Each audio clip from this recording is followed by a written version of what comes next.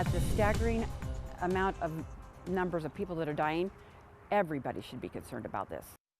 With Lehigh mother Amber Baum back in August 2018 in an interview about her 22-year-old daughter Mackenzie, who died from a drug overdose nearly 7 years ago.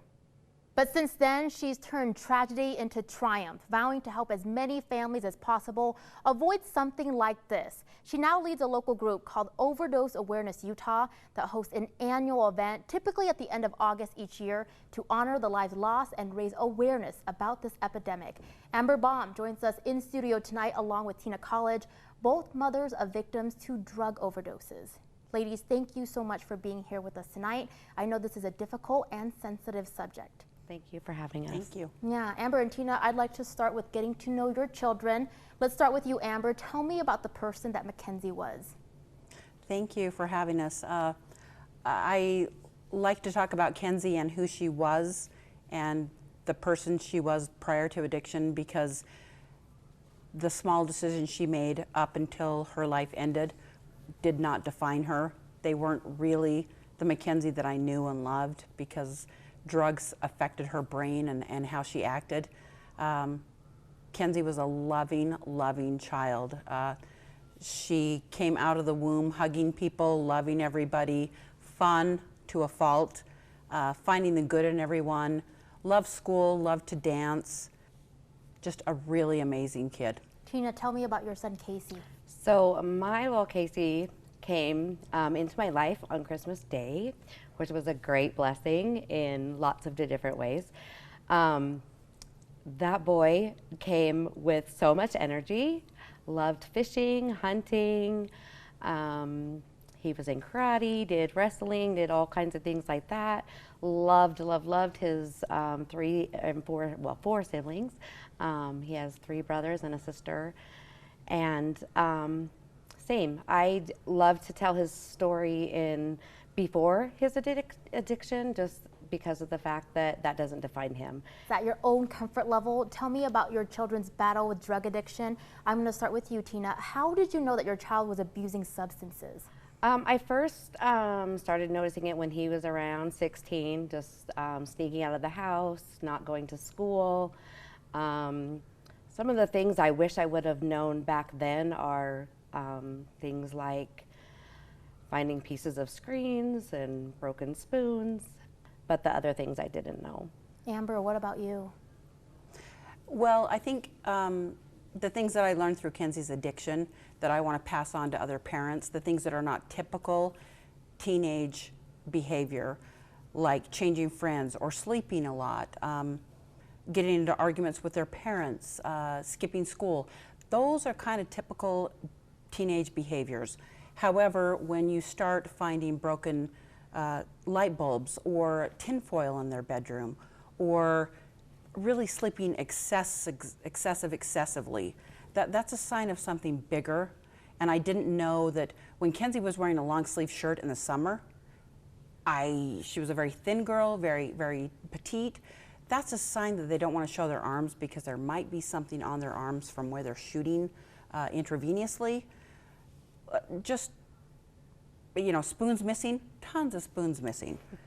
Signs that you don't think of and you don't know because you've never experienced that kind of stuff before. So those are the signs that I would like parents to look out for, that they can see and find that might be a trigger that their child is doing more than just regular adolescence behavior. All right, we have about a minute before we have to take a quick break. Either one of you guys can answer this question.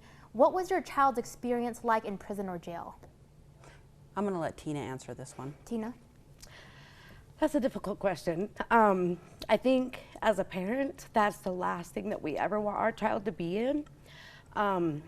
Unfortunately, he was incarcerated, and that was, I thought at that time, was the worst thing in his whole entire life that would happen. Unfortunately, now he's not here, so that is definitely the worst thing. There's so much stigma, there's so much judging, there's so much shame, there's guilt that I wasn't a fit parent, that I didn't help him through his hard struggles so that he wouldn't have to be there. I don't feel like necessarily that helped him per se, just because of the aftercare. I feel like the aftercare he didn't get. He didn't have those connections with people that were basically in charge of him. So that's hard for me to even say that jail would have been a benefit for him.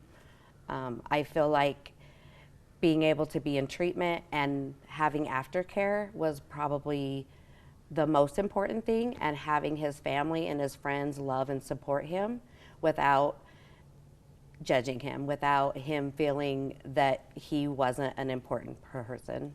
Amber and Tina, we appreciate you so much for being vulnerable with us. Hold that thought. We have to take a quick break. But when we come back, we're going to continue this conversation with Amber and Tina on overdose awareness.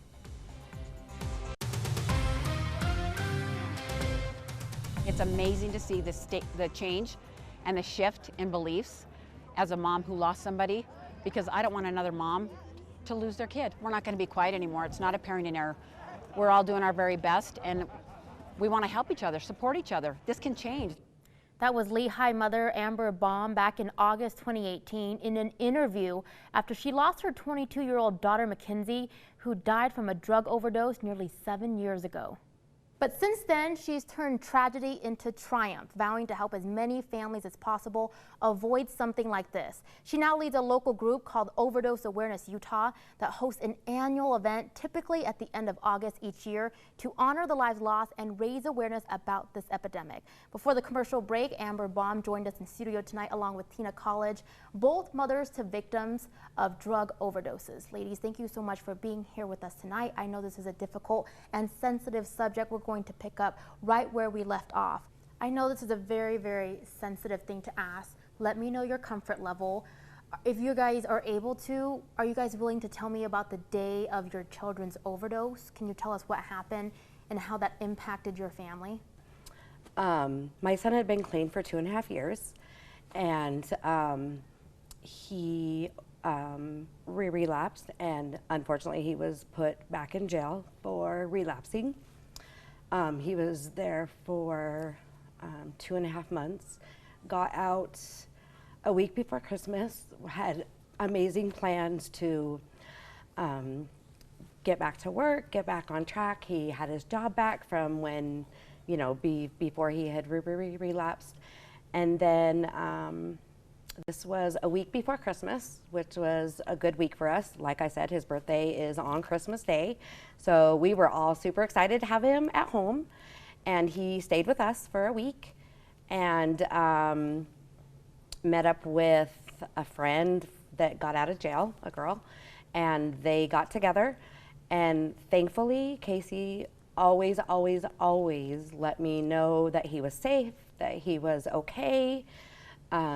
If he was using, he let me know about that as well.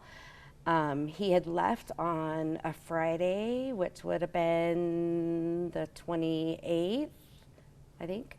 Yeah, the 28th of December. And he took off and he texted me and let me know that he had relapsed again. I knew where he was. Well, I'm not going to say I wish I would have went and got him, because I know now as a mom that I couldn't do that. But he went somewhere that I knew he was at. And then his girlfriend called me the morning of the 31st and just said that he wasn't breathing. So they called the ambulance, and then I went over there. And by the time I got there, he was already gone. So that's just kind of how it went down. Yeah, Tina, I know this is something that never gets better, right? They Right. always say time heals, but this is so difficult. We appreciate you being here to share this really crucial message. You're probably going to save lives with your stories. We have about a minute left. Amber, because you lead the Overdose Awareness Utah group, final words. What are crucial message you want our viewers and our community members to know in regards to this issue? My message would be to everyone. I've been that naive person. I've been that naive mother, and I've been you. I did the best I could. I was the best mom I could be. I was everything I thought I was supposed to be. But unfortunately, the world has so much evil in it. It has so much influence on our kids. And I don't want another mother to ever say, not my child. I didn't think it would be my child either. I didn't think in a million years that my daughter would abuse drugs and eventually progress to the point where she was shooting it into her veins. My message would be to let's shatter the stigma. Let's start talking about the hard topics. It's not just me. It's my neighbor. It's my neighbor's nephew. It's my best friend. It's everyone. It's everywhere. And the quicker we can stop shaming everyone into thinking that you're a terrible person because your child got addicted to a drug, the quicker that we can help another child, the quicker we can help another parent, another mother, and the quicker we can stop seeing more people die than we're saving. So my message would be start sharing your story. Share without shame. This isn't easy for me, and if you think it's easy for Tina, then you're wrong. My daughter was my light of my life. It's not easy for me to share with you and have you judge me, and I know you are, but I don't really care, because if I save one of your children, that's good enough for me, because I've already lost my child. So start sharing and loving each other so that we can stop losing children to this disease. Ladies, thank you so much for being here tonight. I know it wasn't easy, but I'm sure that we're going to save someone's life through your stories. Thank you so much. Thank you. Thank you.